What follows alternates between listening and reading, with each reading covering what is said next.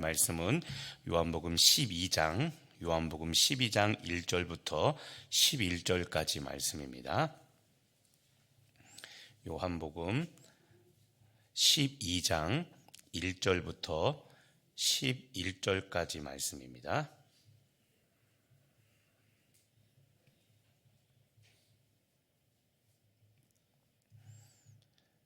요한복음 12장 1절에서 11절까지 말씀 우리 찾으셨으면 우리 한 목소리로 같이 봉독하겠습니다. 6월절 엿새 전에 예수께서 베다니에 이르시니 이곳은 예수께서 죽은 자 가운데서 살리신 나사로가 있는 곳이라. 거기서 예수를 위하여 잔치를 할세 마르다는 일을 하고 나사로는 예수와 함께 앉은 자 중에 있더라. 마리아는 지극히 비싼 향유 곧 순전한 나드 한 근을 가져다가 예수의 발에 붓고 자기 머리털로 그의 발을 닦으니 향유 냄새가 집에 가득하더라. 제자 중 하나로서 예수를 잡아줄 가룟 유다가 말하되 이 향유를 어찌하여 300데나리온에 팔아 가난한 자들에게 주지 아니하였느냐 하니, 그렇게 말함은 가난한 자들을 생각함이 아니요 그는 돈깨를 맞고 거기 넣는 것을 훔쳐 가미러라. 예수께서 이르시되 그를 가만히 두어 나라에 장례할 날을 위하여 그것을 간직하게 하라. 가난한 자들은 항상 너희와 함께 있거니와 나는 항상 있지 아니하리라 하시니라.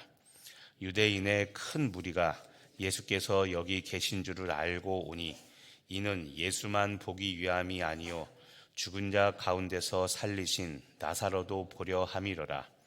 대제사장들이 나사로까지 죽이려고 모이하니 나사로 때문에 많은 유대인이 가서 예수를 믿음이러라. 아멘. 오늘 말씀은 나사로를 살리신 이후에 마리아가 옥합을 깨트려서 예수님의 발을 닦은 그런 사건입니다. 먼저 첫 절, 먼저 2절을 한번 보시면요. 자, 죽은 나사로를 위한 잔치가 벌어졌는데 잔치에 참여하는 3남매, 그러니까 마르다, 마리아, 그다음에 나사로, 이 세 명의 모습이 요한복음에는 각각 각자 다른 일을 하고 있습니다. 자, 2절에 보면 보십시오. 거기서 예수를 위하여 잔치할세 마르다는 일을 하고, 자, 마르다는 일을 하고 있었습니다. 그런데 오라버니 나사로는 예수와 함께 앉아 있습니다. 그리고 3절에 보니까 마리아는 지극히 비싼 향유, 순전한 나드 한 근을 가져다가 예수의 발에 붓고 자기 머리털로 예수님의 발을 닦았습니다. 같은 형제 자매인데 서로 하는 일이 다르죠. 자, 이렇게 각자 마르다, 마리아, 나사로는 각자 자기 일을 하고 있었습니다. 그런데 오늘 주목할 것은 마리아입니다. 3절에 우리 기록된 거 다시 보시면요. 마리아는 지극히 비싼 향유, 순전한 나드 한 근을 가져다가 예수의 발에 붓고 자기 머리털로 그의 발을 닦아서 향유 냄새가 집에 가득하게 했습니다. 자, 여기서 순전한 나드 한 근이라고 했죠. 비싼 향유, 곧 순전한 나드 한 근. 순전한 나드 한 근이 어느 정도냐면 300데나리온인데 300데나리온은 300이라고 했죠. 1년치 노동자의 약 1년의 연봉에 해당합니다. 노동자의 1년 연봉. 그러니까 365일로 따지면 아마도 지금으로 치면 만약에 지금 일일 노동자 우리가 말하는 일용직 노동자 하루 품삯이 10만 원이라고 한다면 365일로 계산하면 약 3,650만 원 정도가 되겠죠. 그러니까 지금 정도 그렇게 따져보면 됩니다. 예수님께 부은 향유값이 1년 노동자의 연봉, 그러니까 최소 약 한 4천만 원 정도 되는 결코 적지 않은 돈을 지금 예수님 발 앞에 순식간에 지금 쓰고 있는 겁니다.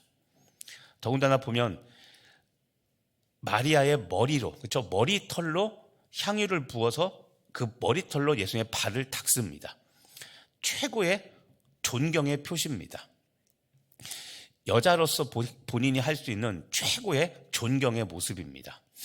자, 그런데 문제가 있죠. 이제 4절입니다. 자, 제자 중 하나로서 예수를 잡아줄 가룟 유다. 자, 가룟 유다가 등장해서 5절에 이 향유를 300데나리온에 팔아서 가난한 자들에게 주지 않았냐고 반문합니다. 여기 나오죠. 아까는 순전한 나드, 한근이라고 했는데 300데나리온, 1데나리온이 하루 노동자 임금입니다. 그러니까 300데나리온이면 아까 말씀드린 것처럼 10만 원으로 따지면 약 3천만 원 이상이 되는 돈입니다. 이렇게 많은 비싼 이 금액의 돈을 차라리 가난한 자들에게, 가난한 자들 위하여 구제하면 낫지 이거를 왜 예수님 한 분한테 다 쓰냐는 말이었습니다. 그런데 6절에 이렇게 말하면 가난한 자들을 생각함이 아니요 그는 도둑이라. 돈깨를 맞고 거기 넣는 것을 훔쳐감이로라. 자, 지금 유다가 한 말, 이 향유를 팔아서 300데나리온에 팔아서 약 3천만 원 정도 팔아서 가난한 자들에게 주면 될 텐데 왜 이렇게 예수님한테 많이 돈을 썼냐고 지금 유다가 그렇게 말을 했는데 여기 나오죠. 6절에 분명히 얘기합니다. 이렇게 말한 것은 가난한 자를 위한 것이 아니라 그는 도둑이라고 말합니다. 돈깨를 맞고 거기 넣는 것을 훔쳐가는 사람이라서 그는 가난한 자를 생각해서 한 게 아니라 자기가 뭔가 이 돈을 가지고 다른 일을 하면 더 좋겠다는 쓸데없는 생각을 지금 하고 있다는 겁니다. 그런데 예수님이 말씀하십니다. 7절에 그 여자를 가만히 두라고 이야기합니다. 그리고 장례할 날을 위하여 그냥 그것을 두라고, 장례할 날을 위하여 그냥 그것을 간직하여 두라고 이야기합니다. 그리고 중요한 말 하나를 합니다. 8절에 가난한 자들은 항상 너희와 함께 있지만 나는 항상 있지 않다는 말씀을 하게 되죠. 자, 오늘 말씀에서 중요한 게 있습니다. 가룟 유다의 말입니다. 자, 반복해서 얘기하지만 이 향유를 300데나리온에 팔아서 가난한 자들에게 주면 좋지 않겠느냐라는 이 가룟 유다의 말입니다. 여러분, 이 가룟 유다의 말만 보면 고지곳대로 그냥 액면 그대로 받아들이면 맞는 말입니다. 왜 이렇게 그러니까 적당히 하고 예수님께는 적당히 우리가 말하는 성의 표시만 하고 나머지 돈은 가난한 사람한테 쓰면 좋지 않겠느냐라고 말했는데, 자, 그 다음 6절이 중요합니다. 이렇게 말하면 가난한 자들을 생각함이 아니라고 그랬죠. 자, 명확하게 이야기하고 있습니다. 겉으로 보면 정말 가난한 사람을 위해서 구제 헌금을 하자는 말같이 보이지만, 자, 그 다음 그는 도둑이라고 그랬죠. 그리고 돈깨를 맡고 있고 거기 넣는 것을 훔쳐갑니다. 돈깨, 헌금함이겠죠. 네. 헌금함에 넣는 돈을 훔쳐가는 도둑이라고 유다를 이렇게 말하고 있죠. 이 말이 의미하는 게 무엇이냐면, 자, 가난한 자들을 위해서 가난한 자들을 생각해서 한 말은 절대 아닙니다. 그리고 유다가 도둑이라고 말하고 돈깨를 맡고 있는데 거기에 있는 돈을 헌금을 훔쳐간다고 하는 걸 보면 무슨 이야기냐면 3천만 원 정도를 헌금 돈깨에 넣으면 내가 훔쳐갈 수 있는데, 더 많이 훔쳐갈 수 있는데, 그러니까 본인이 훔쳐가려고 했던 말이지 정말 가난한 사람들을 위해서 했던 말이 아니라는 겁니다. 우린 자칫 잘못하면 이 뒤 6절은 생각하지 않고 5절만 가지고 생각하면 유다의 말이 맞는 것 같은데라고 하는데 그 말이 아니라 도둑이라고 말하고 돈깨에 맡은 돈을 훔쳐간다고 이야기하겠죠. 도둑놈입니다. 도둑놈. 얼마나 담대합니까? 예수님과 함께 있는데 예수님의 돈을, 예수님이 함께하고 있는 그 돈을 훔쳐갑니다. 그래서 다시 말하지만 이 300데나리온을 진짜 가난한 사람을 위해서 구제하는 데 쓰자는 것이 아니라 이것은 헌금을 하면, 그러니까 지금으로 치면 약 3천만 원 이상을 헌금을 하면 돈꾀에 넣겠죠. 그러면 그 돈꾀에 넣는 돈을 자기가 훔쳐갈 수 있을 텐데라는 본인의 사리사욕, 본인의 도둑질, 이것을 생각한 말인 겁니다. 그럼 여러분 한번 생각해 보겠습니다.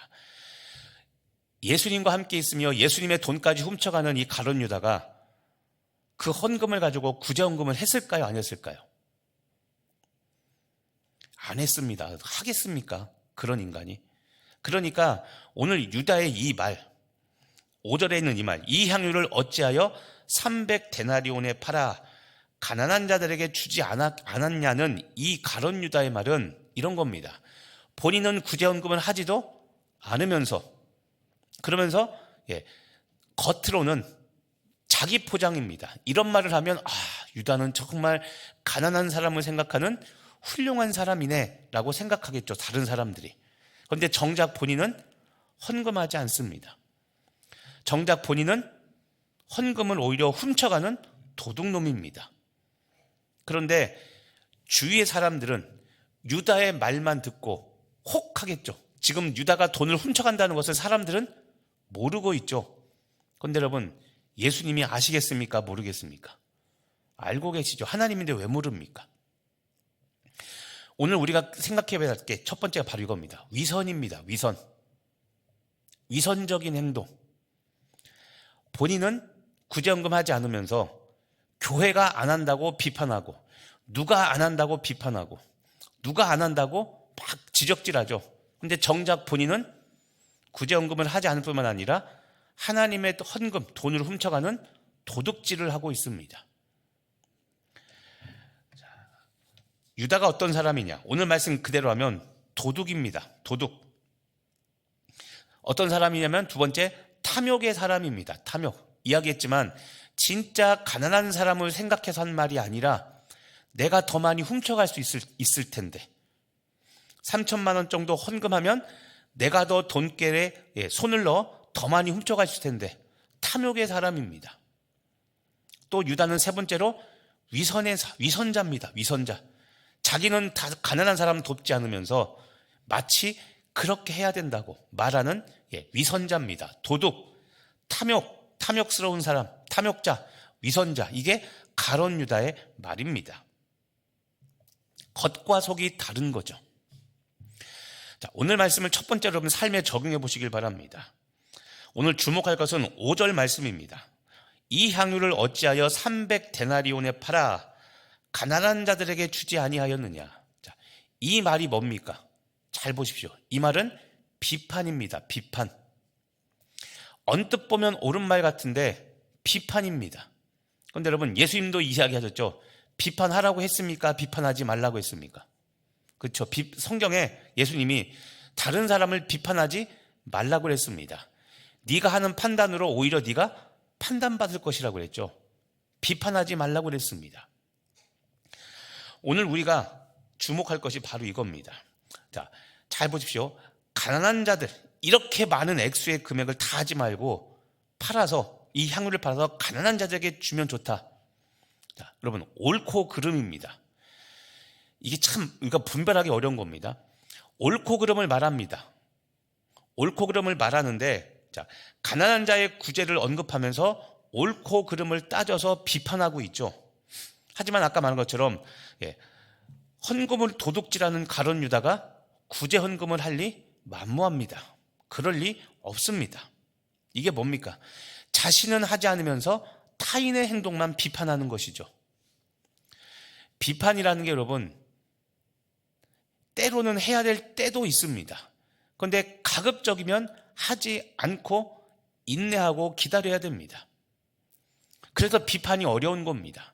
어떤 건 하고 어떤 건 안 하냐. 서로 의견이 다르니까 어떤 사람은 이런 것들을 지적하면 왜 지적하냐고 따지는 사람도 있는 반면, 어떤 사람은 해야 될 말을 했다고 좋아하기도 합니다. 그런데 오늘 유다의 모습은 본인은 하지 않으면서 남을 비판하는 그 모습입니다.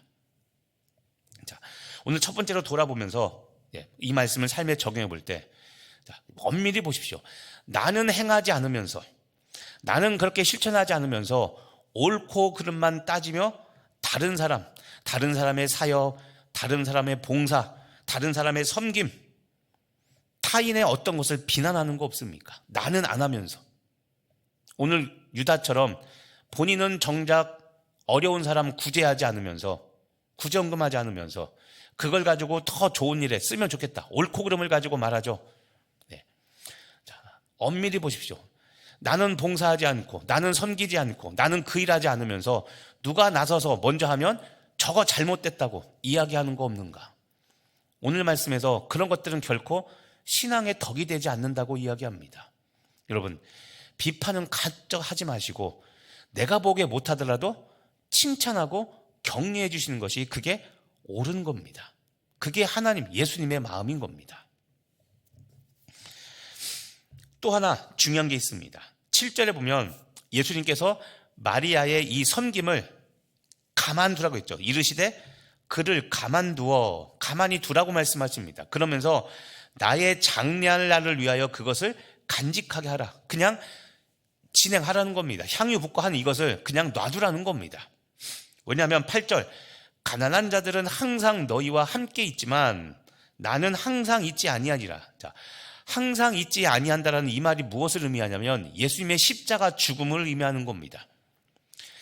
가난한 자들은 어렵고 못 살더라도 하루하루 연명하면서 너희와 함께 있지만 나는 곧 십자가 죽음을 당해서 나는 죽고 부활 승천해서 너희 가운데 없다는 말씀입니다. 그래서 항상 있지 않다고 말하는 겁니다. 자, 7절과 8절에서 마리아의 행동을 예수님은 오히려 옹호하십니다. 그냥 놔두라, 간직하라고 이야기하죠. 자, 하나 더 중요한 게 있습니다. 무엇이냐면 여러분, 예수님이 오늘 말씀하시려고 하는 것은 구제가 아니라 때의 중요성입니다. 때의 중요성. 자, 지금 했죠. 가난한 자들은 항상 주변에 있지만 십자가 죽음, 장례를 앞둔 예수님은 지금 이 사람들과 유대인들과 항상 계시지 않습니다. 예수님의 장례를 치를 기회는 단 한 번이기 때문에 이를 위해서 값비싼 향유를 준비해서 예수님께 부었던 이 마리아를 오히려 예수님은 칭찬하며, 유다는 비판했지만 예수님은 칭찬하며 그 일을 그냥 하게 놔두셨습니다. 자, 오늘 두 번째 적용해야 될 것이 있습니다. 여러분, 모든 일에는 때가 있습니다. 그 때를 놓치면 효과가 반감되는 것들이 있고, 그 때를 놓치면 순종하려고 해도 아무 소용이 없는 것이 있습니다. 예수님이 죽고 부활 승천하시면 이 땅에 계십니까? 안 계십니까?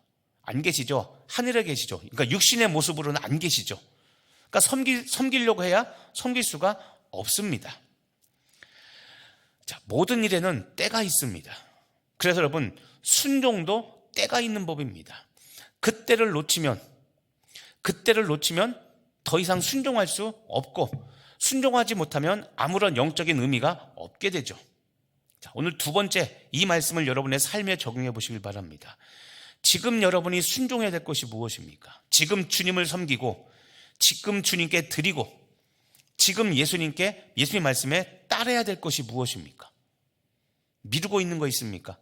다음에 하지 뭐. 아닙니다. 때를 놓치면 아무 소용 없습니다. 오늘 마리아의 이 섬김이 과해 보이지만 죽음을 앞둔 예수님께는 장례를 준비하는 것, 결국 여러분, 예수님이 죽으셨을 때 마리아가 마리아를 비롯한 여인들이 예수님 무덤에 갔죠. 향유를 가지고 지금, 그렇죠? 장례를 준비했습니다. 오늘 말씀처럼 그는 장례할 날을 위하여 그것을 간직하게 하라. 나중에 진짜 이 여인들은 예수님의 부활을 역시 알지 못하고 갔다가, 어쨌든 향유를 들고 갔다가 부활하신 주님을 만나 가장 먼저 부활하신 예수님의 소식을 전하는 사람이 되었습니다. 순종도 때가 있는 법입니다. 오늘 이 사건을 보면서 다시 한번 정리해 보십시오. 나는 하지 않으면서 남만 비판하고 있는 위선적인 모습은 내 안에 없는가? 그리고 지금 다음으로 미루지 말고 때에 맞게 지금 내가 해야 될 일들이 무엇인가? 오늘 성령님께 묻고 기도하시며 하나님께서 깨닫게 하시는 것 있으면 오늘도 이 말씀에 순종해서 주의 영광 나타내는 귀한 여러분 되시기를 예수님의 이름으로 간절히 축복하며 기도합니다. 기도하겠습니다. 하나님, 오늘 마리아, 마르다, 나사로가 예수님 곁에 앉아 각자 예수님께 섬기고 있습니다. 마르다는 잔치를 했고 나사로는 예수님과 함께 앉아 있었고 마리아는 예수님 발에 향유를 부었습니다.